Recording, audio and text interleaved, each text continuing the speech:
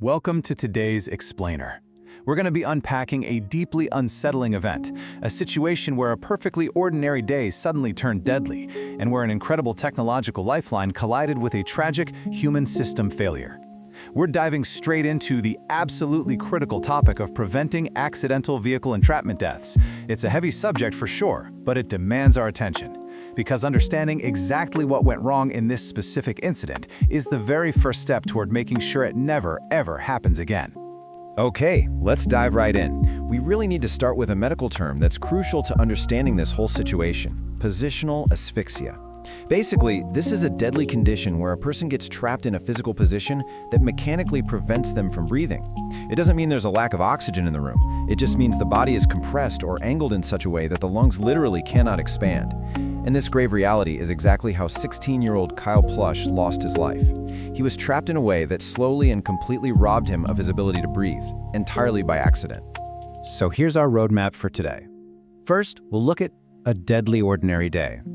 Second, the 911 system breakdown. Third, accountability and policy changes. And finally, preventing future entrapments. Part 1. A deadly ordinary day. April 10th, 2018. You know, you really have to ask yourself, how does a simple, routine trip to high school turn into a deadly trap? How does a teenager go to grab sports gear and just never make it into the building? Well, the timeline starts when Kyle parked his 2004 Honda Odyssey in the lot at Seven Hills School in Cincinnati. Just minutes later, he leaned into the back of the van to grab his tennis equipment. And suddenly, out of nowhere, the vehicle's third-row seat folded backward. It completely pinned him upside down between the heavy seat and the cargo area floor. Shortly after getting trapped, he somehow managed to place 2 highly urgent 911 calls. But tragically, nearly 6 whole hours passed before his father found him unresponsive inside the van. He had died from positional asphyxia, literally just steps away from his school. What's truly staggering here is Kyle's incredible presence of mind. While totally immobilized, pinned upside down, and unable to even move his arms, he realized his phone was still in his pocket, so he used voice commands through Siri to place those 2 separate urgent 911 calls. In both of those calls, he spoke calmly, but you can hear the desperation. He explained exactly where he was, and he gave a chilling warning that he genuinely believed he was going to die. I mean, he utilized the technology perfectly to throw out a lifeline. Which brings us to part 2, the 911 system breakdown, a real tragedy of errors. Now, I know exactly what you're thinking right now, because it's the very same question that sparked massive national outrage. How on earth did first responders miss him when he provided his exact location? If the technology worked flawlessly and the caller did absolutely everything right, how did the rescue fail so completely?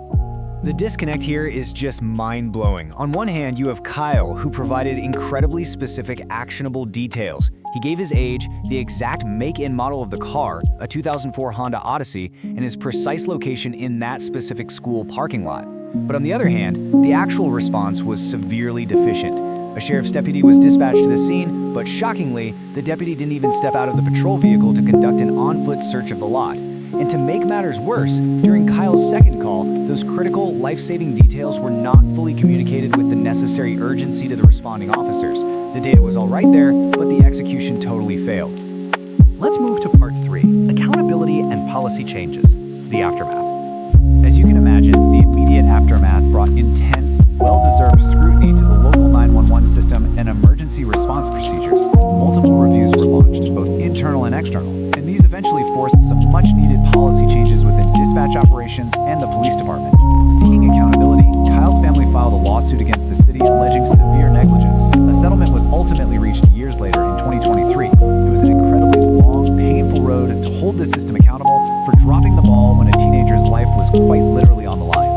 And finally, part 4, preventing future entrapments, the overarching lessons. Looking back at all of this isn't just about reviewing a past tragedy, right? It is absolutely vital for public safety and systemic reform moving forward. To actually prevent accidental vehicle entrapment deaths, we need a multi-layered approach. Step 1 is mechanical awareness. We have to understand the severe physical risks associated with heavy, folding third-row vehicle seats. They can turn into deadly traps in mere seconds. Step 2 is systemic. Dispatchers absolutely must communicate 911 caller data with extreme urgency. Step 3 is operational. There have to be strict mandates that responding officers actually exit their vehicles to conduct thorough physical searches of an area. And finally, Step 4 requires implementing continuous adaptive dispatch policy changes. We have to ensure that our technology and our human response are perfectly aligned. And you know, transparency played a vital role here. The recordings of Kyle's 911 calls were later released to the public, and while it preserves his haunting final moments, it serves a really vital function. That public accountability was absolutely necessary to drive these emergency response reforms. It forces society, lawmakers, and emergency departments to take a hard look at the reality of their failure, ensuring that a preventable loss like this actually sparks permanent, life-saving change. I want to leave you with a final, pretty provocative thought to consider regarding your own community. We all carry this incredibly powerful technology in our pockets, capable of pinpointing our exact location. But as we've learned today, technology alone cannot save a life if the human element fails.